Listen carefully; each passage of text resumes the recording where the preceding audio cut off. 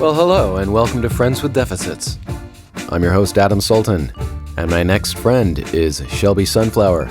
Shelby is an artist, a sign language interpreter, an aerial performer, and she got a lot to talk about. In fact, her story is so big it wouldn't fit on one episode. So this is part one with Shelby.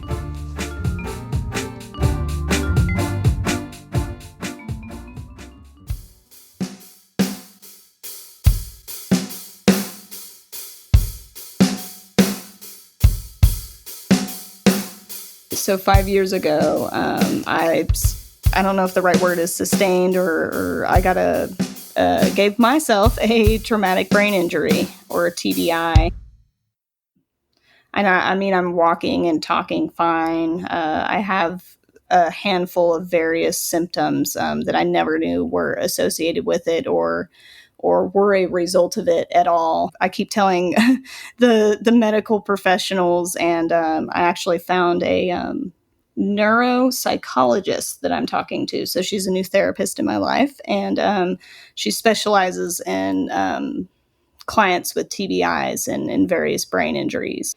Yeah, it changed my life. I don't know. I just didn't realize, like I said, and sorry, that's another thing. I'll start talking and then I kind of get off track. So if I get off track, my bad. That's okay. Or forget about what I'm talking about. Like that's another symptom that's been kind of bothering me lately, that I, again, always thought, oh, I'm just wonky or something, but no, it's associated with the injury. I realize I've been struggling with it a lot more. It's just been more apparent recently. Oddly enough, some specific sounds from instruments and voice tones and pitches. When we're interpreting, we use in-ear monitors. They're special headphones that connect into the sound pack, and we get a direct vocal feed from the band. So what all of the band is hearing in the microphone, we're hearing as well. And over the years, so I have been professionally interpreting for 8 years. I've been doing the performance interpreting for 7 years. And over the past, I would say the past 4 or 5 years, sounds and certain pitches and tones will make me like dizzy. Like it almost feels like someone's going to push me off the platform that I'm standing on. And I just thought, wow, this is kind of odd. And then there's various visual symptoms. I call it a dial-up internet eyes. So, because like I'll move my head and my vision lags. So like my head's all the way to the right, but my eyes are still seeing in like panels of left, mid to right. It's very interesting. Wow. I tunnel vision a lot. I see stars a lot randomly. And I just was like, I guess I'm just wonky. And I never really told anybody about it. But this past year, the dizziness kept getting kind of worse. And actually, like a side caveat, or a side story, 3 years ago, I started taking circus and aerial arts classes. And I do static trapeze and cordless, which is smooth rope, so aerial rope. And that's a lot of like upside down and climbing and those things. And I noticed I was a little bit dizzy in the beginning of it. And some classes I'm more dizzier than others. And I can definitely kind of tone it down. I communicate with my teachers a lot if I'm like, oh, I don't feel comfortable doing that, or hey, I'm going to sit that out. But this past year, like I said, with doing the live music work and doing the circus and aerial arts, I was just noticing I'm just oddly feels like I'm standing on a cruise ship. My eyes are lagging. I'm, tunnel visioning and almost blacking out over like just nothing. I'm just sitting there. It's not like I'm like shaking my head or head banging. And so I went and saw an ENT because I was like, oh, dizzy, ear problem. Mm-hmm. I just assumed that. And, when I got in there, the forms, like the pre-appointment forms were just like I felt like I was writing a novel about myself. I'm like, oh my God, like health history and this and that. And I've had some very odd medical things in my life, I'm not going to lie. And so I'm not new to the damn long ass form. So I'm just filling this out. And then I got to the dizziness form. This is the first time I've ever like been asked by a medical professional or on a form, like, have you hit your head? Now, go back 5 years ago when the incident happened. So it was, I don't know what to call it other than a scooter stunt gone wrong. I still ride motorcycles. I have a 2011 Harley A83. So that's a big scooter. Wow, no kidding. And one night in my apartment parking lot, I called it Evil Knievel stunt wannabe gone wrong. I don't know. And I tried to ramp the scooter and I was not wearing a helmet. And I ramped the scooter. I flew off the scooter and I landed on the left temporal side of my head. Oh my God, without a helmet. Jesus. Yeah, I was not under the best decision-making efforts at the time. I'm not going to lie. Like I am a strong advocate of all the gear all the time. Now I have a full-faced helmet. I wear my jacket. I wear boots. I wear gloves. I wear pants. Like you don't see me without my gear on. Even in like if it's 105 out and all my gear is black and leather and hot as hell. Right. So I never really like processed the injury or anything until 5 years forward now when it's, symptoms are getting worse. So I'm trying not to be so damn hard on myself like I can be. Like I'm the nicest person to everyone else, but I can be so cruel to myself. And I'm sure a lot of people can relate to that. So anyway, I ramped it. I fell on the left temporal side of my head. It was like the lights of life just were turned off. I immediately blacked out. I was not unconscious for a long time. I remember that much. And I woke up and I checked my teeth because I was like, oh my God, please, like, let me not have knocked out all my teeth. That's like, I had braces from second grade to my freshman year in high school. So I was very young and I still have a fear of dentists. So of course I was like, I'm going to check my teeth and all my teeth are there. This is gross, but I threw up. Apparently, like, if you hit your head, black out, and throw up, those are like the top 3 worst symptoms. And my friend, he came running down. He's like, holy shit, dude, are you okay? And I was like, yeah, I'm fine. That hurt. I was a little kind of like out of my head, I guess. I just hit my head really hard. And we went back up to my apartment and turned on a movie and I passed out. And then I woke up 2 days later. Oh my God. It was just in my apartment. Nobody was there? Nobody was there. Yeah, just my pets. He like laughed. He left. He didn't laugh. Excuse me. I mean, when it happened, we both did laugh. I'm not gonna lie. And like for the longest time, we joked about it and stuff. And I just never really realized the seriousness or the magnitude of the injury. I did not have health insurance, and I'm very stubborn. And I never went to the hospital. I never told a doctor about it. I never did anything about it. After you woke up 2 days later? Yep. I did not go to the hospital. How did you know it was 2 days later? You just look at the calendar or something? Or yeah, I looked at the calendar and there's human biological functions that still happen even when you're in I'm pretty sure I was in a mini coma. So I woke up and I'm like on the couch and my cats are freaked out. My dog's freaked out. She definitely, pooped and pottied in the apartment. And I was just very disoriented. And I was just like, holy shit, like what just happened? And I was like, oh, scooter stunt gone wrong. I hit my head. Okay. And I was just like, I can speak, I can see, I'm talking, I'm fine. I got up. So I just assumed, I guess I'm okay. And just never did anything about it. I honestly do not know why. Did you tell anybody? Definitely not. I was more so ashamed and embarrassed of the carelessness of my actions and carelessness of my decisions because I had been writing for quite a while before that. And even before I started getting into like scooters and motorcycles and stuff, I did competitive English horseback riding for, I don't know, like 10 plus years. Dressage? I did dressage, stadium jumping, and cross country. Wow, that's great. And I loved it. Oh my God, I loved it. But I just always drilled in my mind and in my training was safety and helmets. So I think that's a number one reason why I didn't tell anybody, because I was ashamed, like of all people to crash without a helmet. Shelby being one of them. What? It's like unheard of, you know. And I did go to work 2 days later. I probably should not have, but I did. And I just started working and just kept going.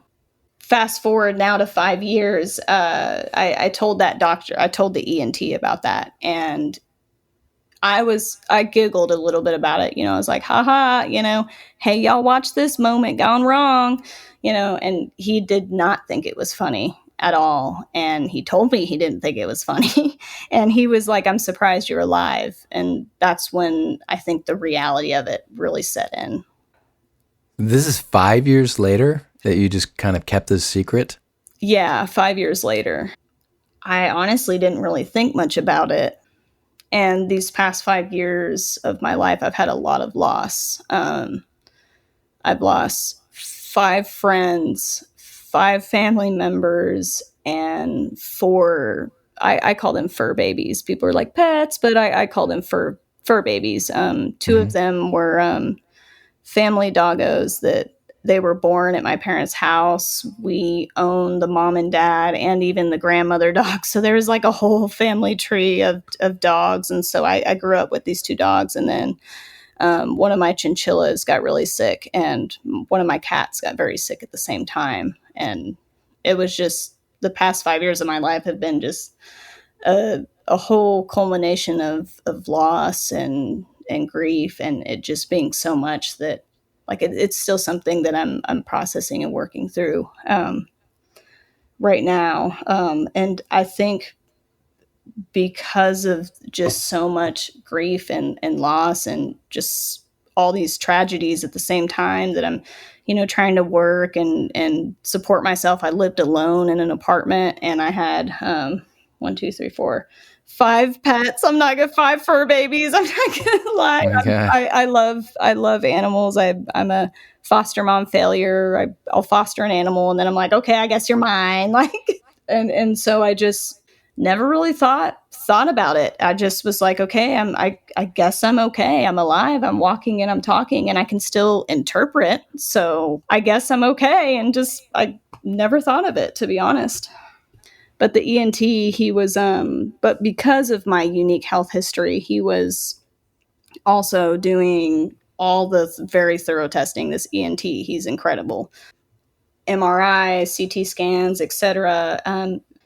And unfortunately, at the time when I was getting the MRI and stuff done, I had such a severe respiratory and sinus infection that my mastoid bone was not showing up on the MRI. So for a while there, he was telling me, oh, these symptoms that you're having, I believe, is because you were possibly born without a mastoid bone. And that's the large, like kind of honeycomb like bone that's behind your ear. Like if you're touching your ear and touch your skull right behind your ear, it's in that area. Mm-hmm. Um, Wow. and I was like, what the hell? And he's like talking about this very intense surgery and bone grafting and all this stuff. And I got this news actually in between 2 weekends of ACL last year. So I was working ACL, and this was my 7th year working it. And I get this news in between the weekends, and I was just like, holy shit. And so this was on my mind for a while. And then sinus infection went away, respiratory infection went away. I got better. And several months later, I finally got my CT scans, and he confirmed it in the teledoc appointment in March. He was like, okay, your CT scans are perfectly normal. You have a mastoid bones, your ears are normal, like everything's completely normal. However, all of your symptoms are associated with your TBI. It shocked me, to be honest, because I was just like, wait, that happened 5 years ago. I never got help for it. Like, how can it be bothering me now? And he's like, well, how long have all these other symptoms been bothering you?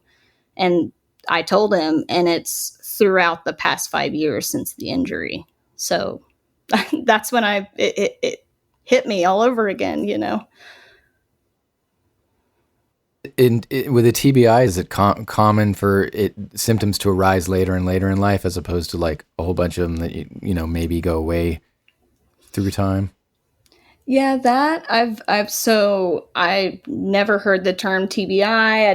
I didn't even think about it. I always thought, oh, it was just a pretty bad concussion, but there's like post concussion syndrome, brain injury, TBI, MTBI for multiple traumatic brain injuries. And unfortunately, I've had multiple ones. I had one in middle school that I did black out and have a seizure, and again, never told anybody because I thought my parents were going to get mad because I was being stupid in that time too when I got it.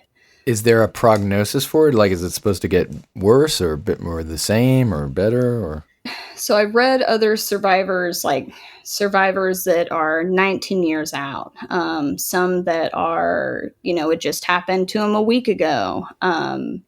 Symptoms, some completely go away, some come and go, some are triggered, and then some are just ongoing. My ENT actually prescribed me to go to a neuro rehab, and I'm seeing an occupational therapist there. And I was very reluctant at first. I was like, but their safety protocols are great. The place is clean. I felt confident in going. And this month is my second month now that I've been going. And I go twice a week for like this very unique kind of, it's basically like physical therapy for your eyes and brain. It's interesting. I remember the first appointment that I went, I thought, oh wow, this ain't shit. Like I'm following a pencil with my eyeballs and my head still. Like what? This is nothing. I do freaking pull-ups and climb up 30-foot ropes for fun, And then I went home and slept for 5.5 hours. It was so exhausting. She kicked my wow, ass. I was humbled by her. She humbly put my ass in place. man, that's incredible. And so my dizziness, I'm still trying to get into a neurologist. They're really hard to get into, especially if I'm not having like seizures, and my injury is not, it's not fresh. It's a 5-year-old injury, but apparently, like in reading other TBI survivor stories, it's not uncommon for them to go through like a very long kind of like, oh my God, go to this specialist. Now I'm going to this specialist. Now I'm going to this person. Now I'm going to that person. And almost like you're pulling teeth and nails to get some help. Especially if the injury's old. Because they're like, oh, you're walking and you're talking and you're fine. Like, why are you here? But yeah, it's been interesting. It's been like a huge realization. And then also a forgiving process, to be forgiving to myself for what had happened, and not blame myself and be like, you're stupid. Like, how could you be so careless? And and survivor's guilt is very real. It's very real. I have a buddy, a fellow motorcyclist that, we actually have the same helmet. It's a Shoei helmet or Shoei helmet, and they're one of the top helmets that you can buy. She always wore the best of the best gear, always safe, always, riding in good, mental stability, not angry riding or emotional riding or sad or anything of that nature, always sober. And she got into an accident, and it's crazy. She did not break any bones, no bruises. I mean, if you saw her helmet, there was like 2 tiny pieces of grass in there. Didn't even look like if you looked at her helmet, it didn't even look like someone got into an accident. And the brain damage was so severe. She was in a coma for 3.5 months, and she did not make it. And, then here I was a year earlier from her incident, and, being careless and not wearing a helmet. And brain injuries are all different. What can happen to one person can totally affect someone differently. And, here I am, and I hit my head straight, landed on my head on the concrete. I was going 40 miles an hour, and I lived. Like, why did I live? And then this other person didn't, when she's wearing all the gear and all the things. So that survivor guilt is very real, and a very fresh piece of it that I'm, working through. she was very prominent in the motorcycle community. Her siblings are very well known, and it still is a shock. It's just crazy what can happen. She is in the group of the 5 friends of mine that I had lost in these past 5 years. It's just been like, that's been on top of the incident and the injury, and navigating that. And really, in these past 5 years, I just didn't even think about it or focus on myself. It was, more so of just, oh my God, funeral after funeral, person in the hospital after person in the hospital, 3 people on life support, just like and making that decision to take them off. And so it's just been a very loaded with grief that I'm still processing and going through, on top of like trying to take care of myself and be more careful and things of that nature.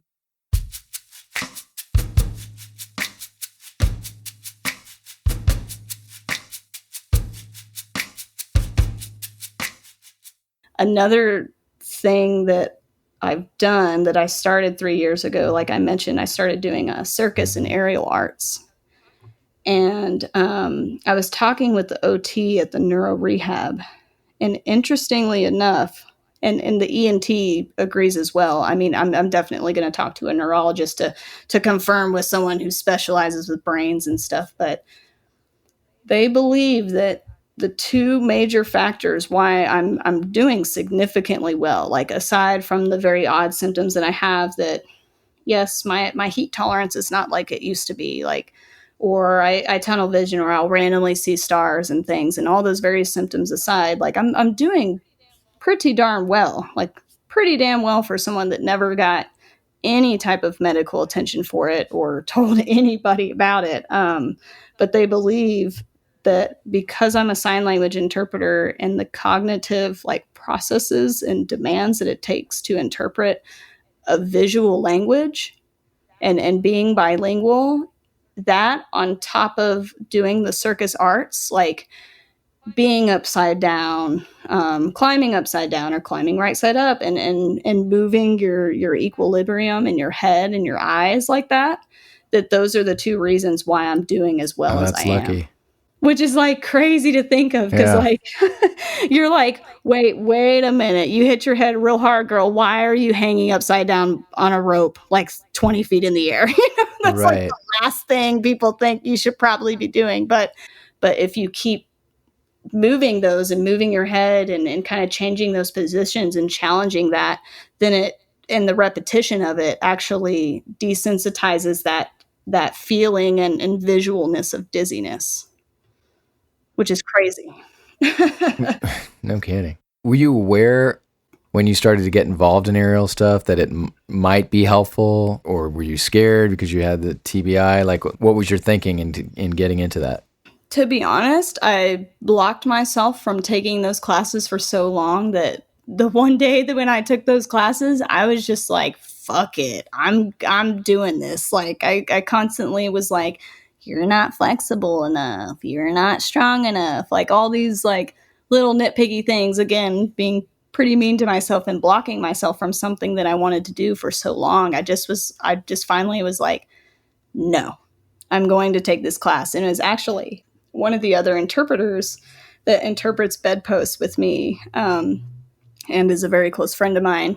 She was the one that had sent me like the Facebook event that said they had $10 try the sky classes. So you can try various apparatuses there and pick which one you kind of want to take classes in. And so I was like, all right, I'm going to do it. And the day that I did it, that could be a whole story within itself. Like the night before, I just partied very hard the night before, like all-nighter party. Out of nerves, or No. or just you happened to party the night before a big aerial night? Okay. Yeah, I'm not gonna lie. I was during the past 5 years, there was a lot of stuff that I just don't remember. Okay. Just numbing out, partying, and just trying not even to think about reality. And the night before, I hung out with my friends. We had a lot to drink, and so I was very hungover. super hungover. I woke up and I was like, I'm not going to that class. I feel like shit. And then there was a voice in the back of my head that was like, respectfully, bitch, you have been wanting to do this for a very long time. You get your ass up and you go to that class. And I got dressed, brushed my teeth, did my hair. I probably looked scary as hell. But I still, regardless, I went in and it wasn't like because it's a beginner and you're trying apparatuses out. It's not like you got to do 20 pull-ups or anything like that. It is a very light. I was sore for sure because I wasn't, used to doing these type of things, but it wasn't too terribly physically demanding. And I picked the trapeze because I was the most scared of it. I think it's because as a kid, I've hung upside down by my knees so many times and I've fallen so many times that it scares me. In the trapeze, there's moves where you're hanging by your knees and you're hanging upside down. And honestly, it's scared the shit out of me the most. And I was like, you know what? I want to take classes in this. And I signed up for trapeze classes and have never looked back. Wow. And I did. I was hugging the porcelain throne after that, after that lesson. I'm not going to lie. I was like, oh, but I was so proud of myself and so excited for the classes and starting classes that it was the first time that I wasn't beating myself up for the path and things that I was going through. I was just having such a hard time, like with the losses and the sick animals and making the decisions to put them down because there's nothing else that you can do. And you want to do more and you feel like you could have done more all the time as a pet parent or fur baby parent. And finally I had just, I guess, allowed myself to do something that I'd always wanted to do. And now this November will be 3 years since I have started into aerials. I call myself a circus aerial Padawan. Like, and I call my teachers, I call them all Jedis. I'm a Star Wars nerd. I love sci-fi and reading sci-fi and stuff like that.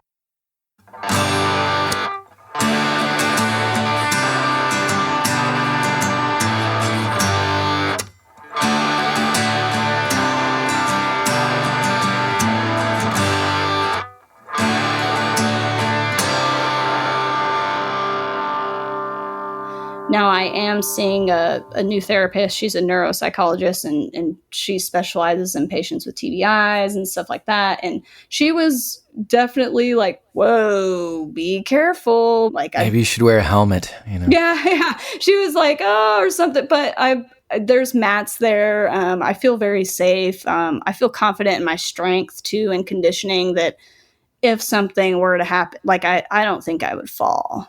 Right. And I'm definitely not the level of like Cirque du Soleil and doing those challenging moves. But of all places, like where I feel confident and feel like I can take up space, it's there. And it's just so much fun. I love it so much. And I honestly never in my mind would think that doing this would actually help me become less dizzy. But I've told people, my very close friends, like, oh, I'm figuring out the symptoms and why all these things are happening. It's all actually related to the TBI. And my friends know, my very close friends know about the injury because I told them after it happened. Did any of your friends comment about you being different or even in retrospect, like now, do they feel like anything's changed about you since the TBI? No, I have over the years gotten some feedback and have noticed myself, like in videos of myself doing like live music work or sometimes storytelling shows and stuff. I look more stiff than I used to, if that makes any sense. Like my stance and the way that I'm signing and the way that I'm like holding myself. And I never like realized, like I never put the puzzle pieces together, but the reason why I was standing so firm into the ground and so stiff and like, oh my God, my shins and my calves and thighs and stuff would hurt after festivals because I was so dizzy and off balance and worried that I'm going to fall over. That's why I'm like standing so hard into the ground or into the stage. So I've had gotten the feedback that like, hey, you look a little bit more stiff than you did. But you didn't have any like personality changes or anything like that were significant? Not that they were aware of, but myself, I can tell. Like I can tell there's some times where I'm just like my mood or something, like I can go 0 to 100 sometimes. And I am a redhead. They're like, oh, redheads are feisty. There is truth to that. There is truth to that. But my natural hair color definitely is not a culprit of some of the 0 to 100 like mood swings that I can experience sometimes. And like when they happen, I would get frustrated in the moment. What the hell's happening? Why am I even reacting this way? Holy shit, the cortisol that I'm pumping in my body right now is going to give me a heart attack. Like like how intense. And I started reading about like some mood swings or like I already struggled with depression and anxiety all my life. And I've noticed those I get into ruts where it's worse and more debilitating than I've ever remembered it being. But my friends haven't, I don't think I've been around them like constantly enough for them to see me in those lights. And I also try to be like super cognizant and control myself like in mood swings. But I have had some, like my very close friend and soul sister, she was the only person that when the injury happened that didn't think it was funny. And it was the first time in my life that she's ever jumped my ass for something. And this girl, like, she is so sweet. She would not hurt a fly. Like, she is the sweetest damn person you'll ever meet. But this was the first time I've ever seen her like get on someone's ass or yell at someone. And it was to me because she did not think it was funny what had happened and that I didn't go to the hospital, and she kept telling me to go. And my stubborn ass didn't go. I just kept focusing on the fact that I don't have health insurance. It's going to cost an arm and a leg, and I'm paying for my own apartment. I can't afford this. Like, can't afford it. So I think that's another huge reason why I was just like, I'm not going to go to the doctor. And that shouldn't be, but it is. It was a thing. I'm going to assume that you have less of that stubbornness now. That if something like this happened again, you'd get to the doctor? Yes, I definitely would. I mean, oh my God, crazy story too with like in this time of these 5 years from the injury and the loss, I got this, and it's an amazing tattoo. Oh my God, this huge photorealism tattoo of David Bowie on my right leg on the side of my calf. And oh my God, the shop that I went to and the artist, like, you could eat off the floor, cleanest place. You can have surgery there, so sterile.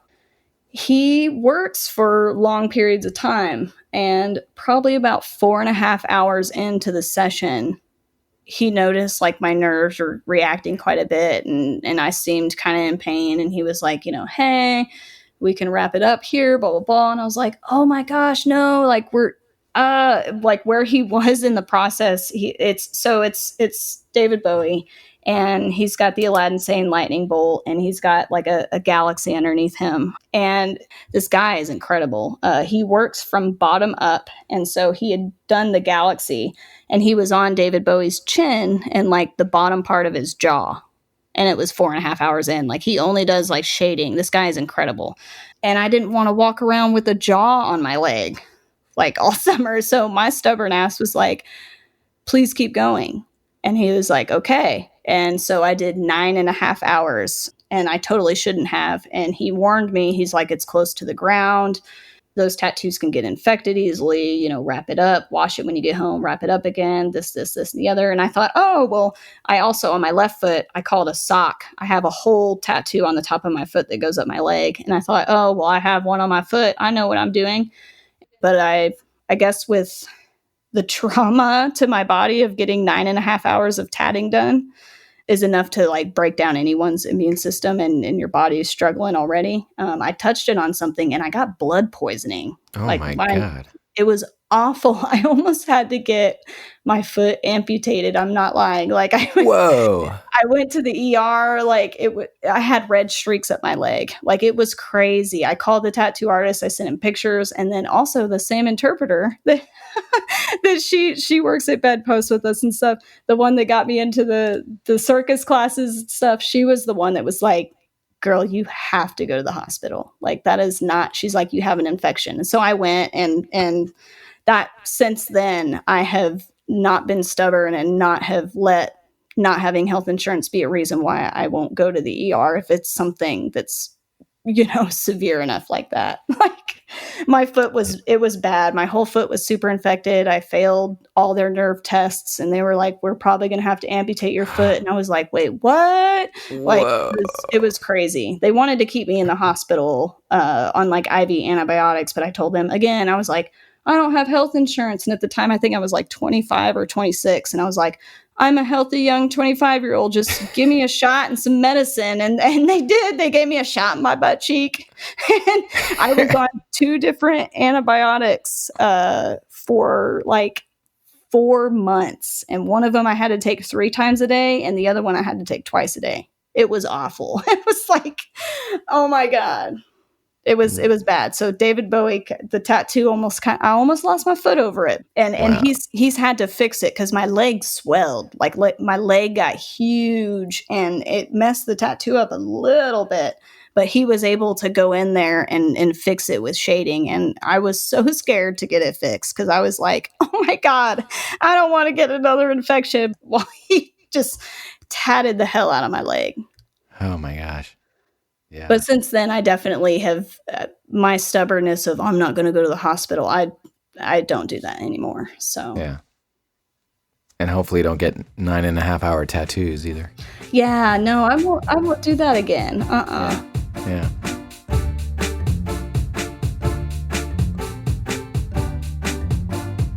All right. Well, thanks for listening, and thanks again to my guest Shelby. She'll be back for part 2 and more of her story. If you'd like to help support Friends with Deficits, you can subscribe to us wherever you listen to the podcast. Sign up for our newsletter at friendswithdeficitspodcast.com. Check us out on Facebook, Instagram. Let us know if you have any deficits we should cover. We're always looking for new friends.